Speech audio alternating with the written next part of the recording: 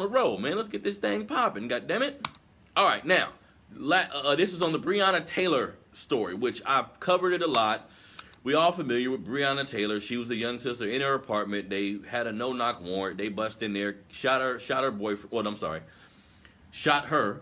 Her boyfriend shot one of the officers. Nobody got really charged. One officer was fired for he was charged with some wanton endangerment shit, which was a slap in the face because he was charged for shooting into the other apartment.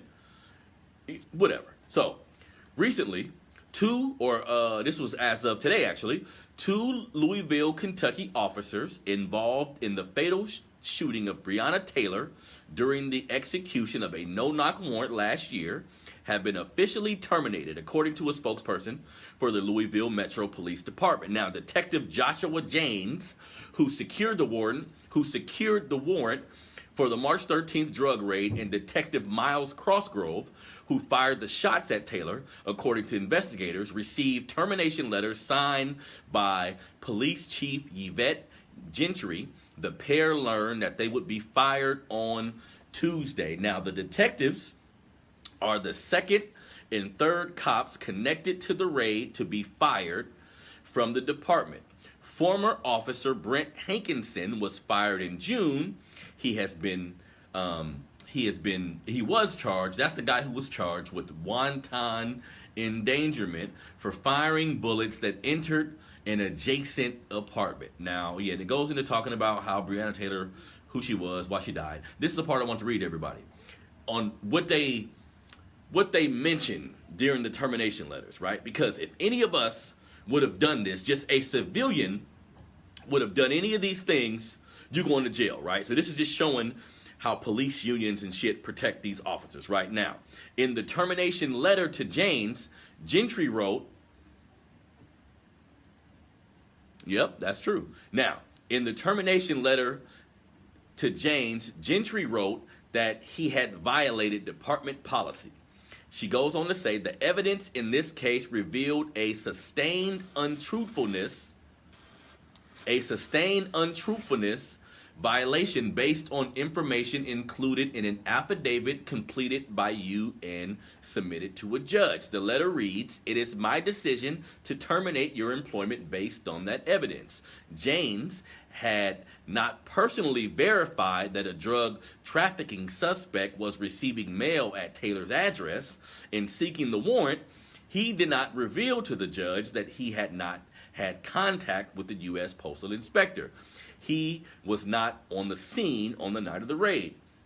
The department found that Crossgrove violated the use of force policy and failed to turn on his body camera. Investigators found that Crossgrove fired 16 shots into the apartment, striking Taylor twice. So wait a goddamn minute. So what we're saying is they were wrong for what they did, right? What kind of bullshit is this, man? Again, so they're wrong for what they did. If any of us go to court for any of the shit I have listed here, that if we did any of this as a civilian in society, we're going to jail, family. We're going to jail, flat out.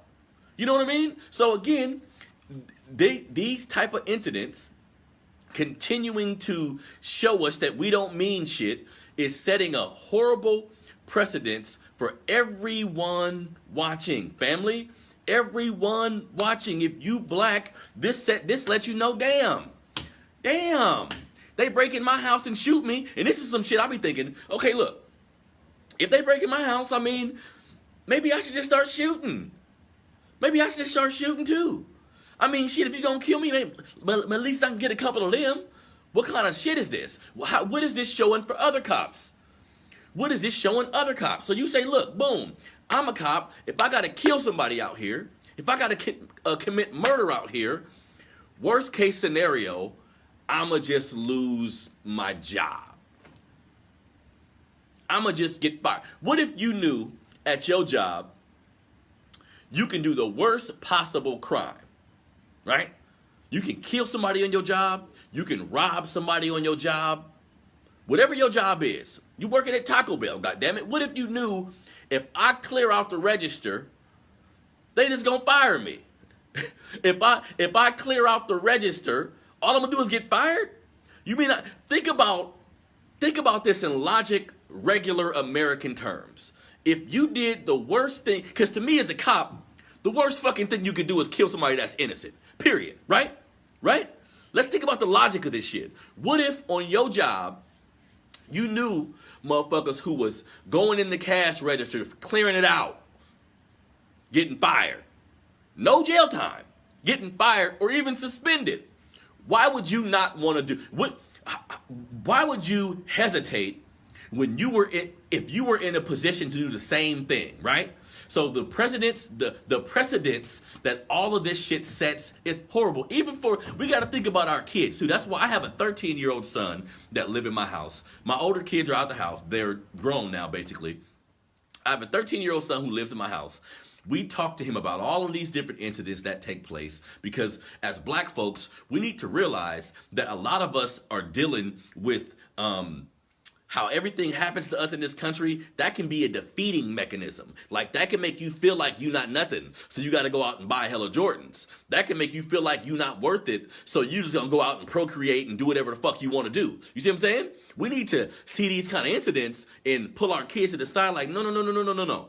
Let me break down the context of this situation for you so we can still have pride afterwards. So we can understand we living in a broken system. Like Breonna Taylor didn't do nothing wrong. We shouldn't be villainizing this woman. We shouldn't be feeling so unhopeful that if something like this happens to us, we're going to be in the same situation. So we need to talk to our kids about the history of this country and kind of contextualize what they're looking at so they don't go out into the world and think they ain't shit. So they don't go out to the world and think nobody cares about me anyways. This country don't care about me anyway, so I ain't going to be shit. So I'm going to go to the hood and I'm going to kill motherfuckers. I'm going to live a volatile lifestyle because society has shown us time and time again that they don't really fuck with us like that. You know what I mean? Think about the psychology of that, of what you was taught in school. Think about the history you was taught in school. Think about how they was teaching you a slave. Think about how we grew up in this country and we didn't have no black TV shows. Think about how we didn't have no representation of us in a positive manner on TV or in media. You know what I mean? So we need to realize the importance of unpacking all of this bullshit that we go through in this country. If you don't, you may end up hating yourself. You may end up hating your black skin. Why do you think some black men run to white women, run to people outside, black men and women? Sometimes they thinking, man, look, I need to get rid of this black skin, goddammit. I need to procreate with somebody and get me a little light-skinned safe baby. You know what I mean? This shit is deep, man. So we need to, as adults, we need to be aware of all this shit and figure out how to unpack this shit because this country, unfortunately, family, don't really give a shit about you. Now, that's fine. Like, you don't need to think that and get down about it or get down on yourself or feel hopeless. No. Figure out what you can do to help. Fuck the government. What can you do to help your people specifically? You know what I mean? So that's the vibe I'm on. That's what we need to realize when we read these stories. It's not about feeling hopeless or feeling like there's nothing that we can do.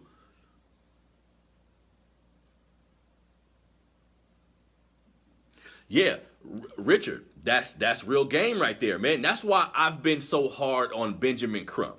Because like 3 months ago, I went at his ass and the video got a lot of views and shit. That's not my goal, to get hella views going at motherfuckers. But I was upset. I'm like, goddamn, what is you, a settlement lawyer? You know what I mean?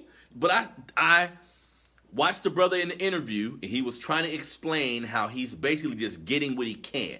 Like, if you don't want to bring nobody to jail, I'm going to do what I can for the family. But the family accept this money, just like you said, Richard. They accept this money. Now ain't nobody going to jail. See? So we in the catch-22 almost because, Richard, we got to be honest.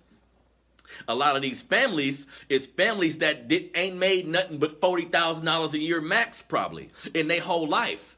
You see what I'm saying? So if we dealing with families that's under the poverty line, we need to be honest, it's going to be extremely different. So under the poverty line and don't necessarily have a ideology of empowerment or don't group think. See, I group think, meaning When I make decisions, I'm thinking about the whole black community. When I say shit, I'm thinking about the whole black community, right? So certain families, I think, Richard, don't really have an understanding of how that works. Instead of saying, you kill my son, never bring me. I want a lawyer that don't take settlements.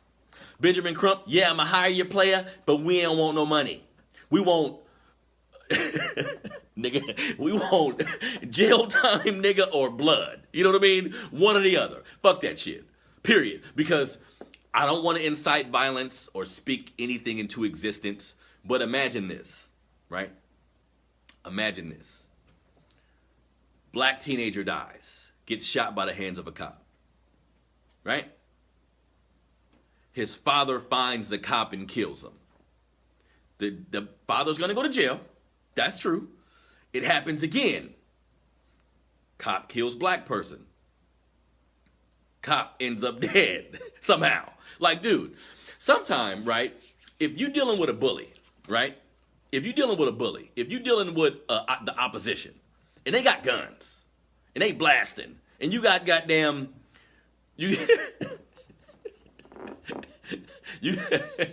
they got guns, and you got Bibles in your fist. You're gonna lose, family. You're gonna lose, family.